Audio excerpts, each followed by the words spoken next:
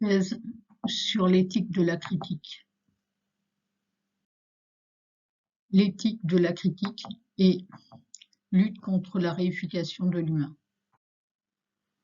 En effet, le capitalisme, le patriarcat, le colonialisme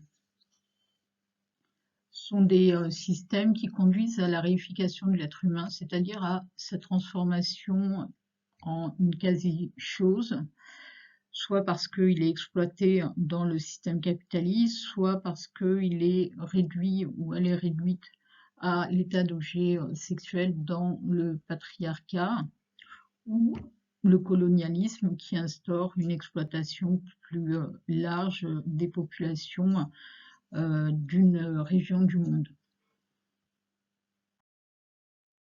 Le principe d'égale dignité des êtres humains est au fondement de l'éthique de la critique.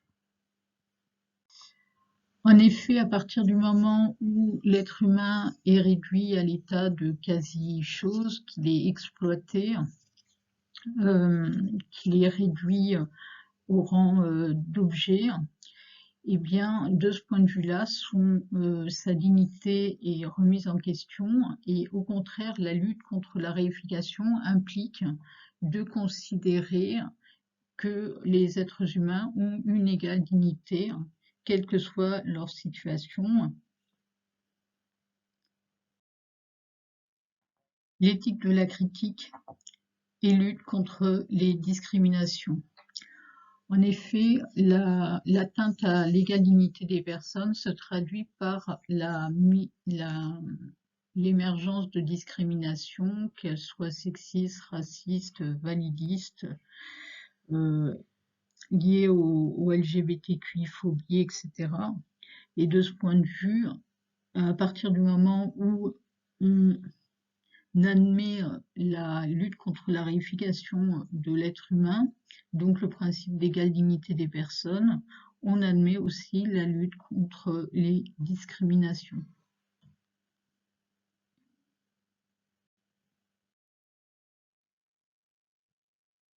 L'éthique de la critique est choix existentiel d'être du côté des opprimés.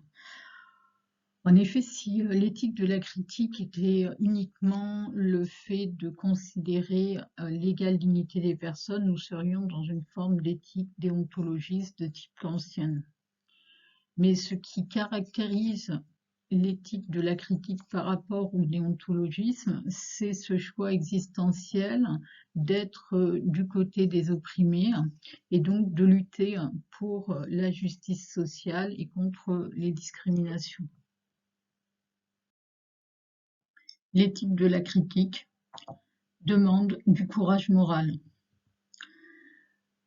En effet, comme l'explique Paulo Freire, l'éthique de la critique implique des vertus, la génétique de la pédagogie critique implique des vertus, et pour pouvoir être du côté des opprimés, il faut faire preuve d'un certain courage moral, il faut développer le courage moral nécessaire à faire ce choix existentiel, puisque c'est un choix qui peut être préjudiciable au sujet et donc qui lui demande un certain courage moral. L'éthique de la critique implique de faire entendre une voix différente. Ce courage moral dont on parlait précédemment est nécessaire pour faire entendre une voix différente, pour mettre en avant justement les principes de justice sociale. L'éthique de la critique et résistance éthique. Alors faire entendre une voix différente, ça va se traduire par des pratiques de résistance éthique au rang desquelles en premier lieu la dissidence éthique, qui est la capacité à faire entendre une voix différente contre le groupe si nécessaire et contre bien sûr le pouvoir, ceux qui détiennent du pouvoir. Alors, mais la dissidence éthique n'est pas la seule type de résistance éthique. On peut penser aussi à l'alerte éthique, au syndicalisme ou même à la désobéissance éthique. Mais dans un premier temps, la résistance éthique se manifeste par la dissidence éthique, qui est le fait justement de faire entendre une voix différente, mais pas seulement différente, une voix qui va à l'encontre des pouvoirs établis.